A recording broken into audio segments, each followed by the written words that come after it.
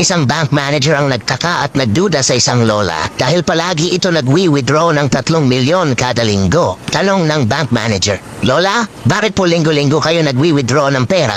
Ano ho bang trabaho nyo?" Sumagot yung lola, "Wala ho. Napalanunan ko lang ito sa pustahan." Di naniniwala ang bank manager. "Ano ho bang pustahan yan?" "Parang di naman po kapani-paniwala." Sumagot ulit yung lola. "Sige, magpustahan tayo. 50K. Ang pusta ko ay square yung hugis ng itlog mo. Babalik ako bukas at magdadala ako ng kasama," sabi ng bank manager. "Sige, deal. Alam ko naman hindi square itlog ko eh." "Malalaman natin bukas," sagot ng matanda. Kinabukasan bumalik ang lola at may dalang kasama. Hinubad na ng bank manager ang kanyang pantalon.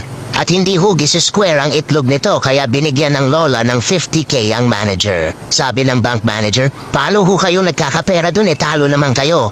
Bumulong yung lola. "May pustahan din kami nitong kasama ko. Sa halagang 500K, ipapakita mo ang itlog mo sa amin."